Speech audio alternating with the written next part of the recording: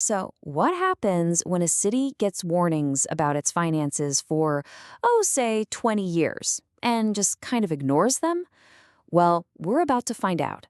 Today, we're going to unpack how a series of choices, which were predicted years ago, just led to a major financial smackdown for the city of Warwick. And boom, here's the moment it all got real. On December 19th, S&P Global Ratings officially downgraded Warwick's bond rating. Now, for a city, that's way more than just a bad headline. It's a massive financial alarm bell, signaling to the entire world that there are some deep, deep problems under the hood. Which leads to the big question, right? How did this happen? Things like this don't just happen overnight. It's the question that everyone, taxpayers, parents, city officials, is asking. So today, we're going to put the pieces of the puzzle together.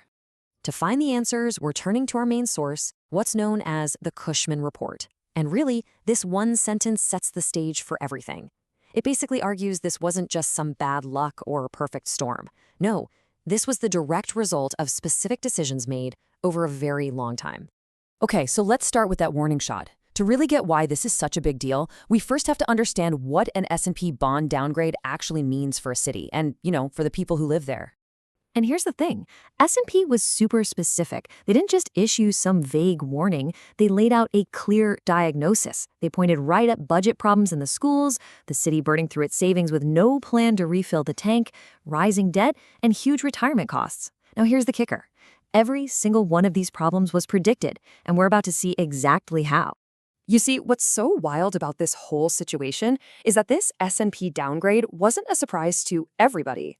In fact, the Cushman Report basically performed an autopsy on the city's way of doing things, and it predicted this exact crisis years ago. And it all boils down to one central idea. And here it is. It's called the alignment gap. Now, I know that sounds a little technical, but stick with me. The idea is actually super simple. It just asks, are your school staffing levels keeping up with how many students you actually have? Are they aligned, or is there a gap? And this slide just lays it out perfectly. On the left, you've got a healthy, aligned system. When the number of students goes down, the staffing level goes down too. Makes sense, right? But then you look to the right, and you see Warwick's problem. Enrollment is dropping, but staffing stays the same. Or, get this, it actually goes up. That, my friends, is a misaligned system, and it is a recipe for financial disaster. So how in the world did Warwick's alignment gap get so completely out of control? Well, the report breaks this whole 20-year saga down into 3 distinct acts, each with its own leadership style. So here's our roadmap. We start with a period where things were actually handled pretty well, with smart, strategic decisions.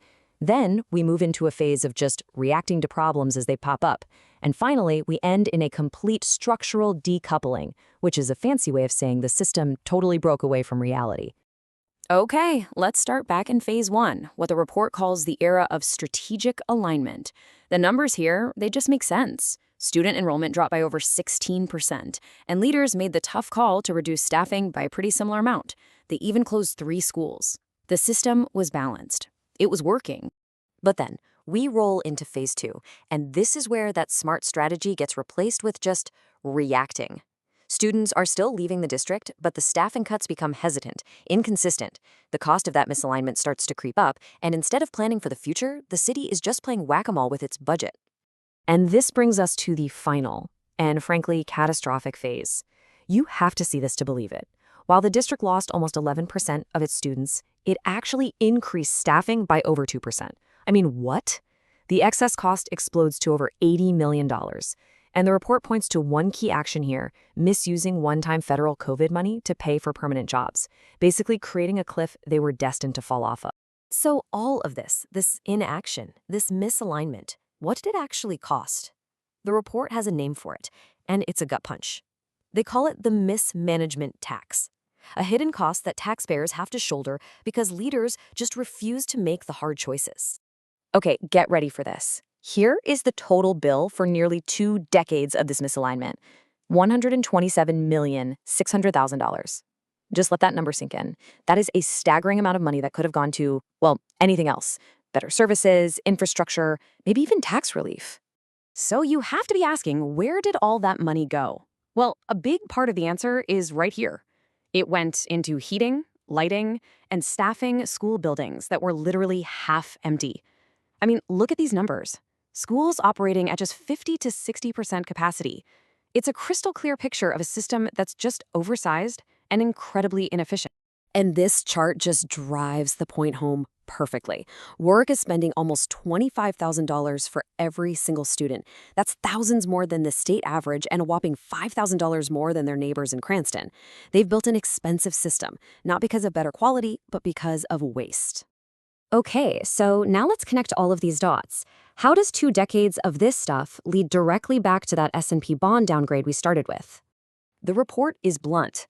It points to these specific decisions in that final catastrophic phase. Leadership flat out rejected a plan to reduce staff. They used temporary money for permanent jobs. They sidelined their own superintendent in key negotiations and ignored audit after audit. These were not accidents. They were active choices. And this right here is the smoking gun. According to the report, using that one-time federal money wasn't just a mistake. It was the final push that sent an already fragile system into a complete nosedive. It was like putting a Band-Aid over a crack in a dam. And there it is. That's the crucial link. The very reasons S&P gave for its downgrade, the budget challenges, the drained savings account, they didn't just appear out of thin air. They were the direct, predictable outcome of the choices made in Phase 3. This wasn't a shock. It was an inevitability. And that brings us right back to our central theme. After sifting through 20 years of data and decisions, the report's conclusion is crystal clear. This was an avoidable crisis, built one bad choice at a time. We're going to end with this last thought from the report because it's just such a powerful summary of what happens when you keep kicking the can down the road. Warwick is now paying today for what it refused to address for 20 years. It really leaves us with one critical question. What happens when you finally run out of road?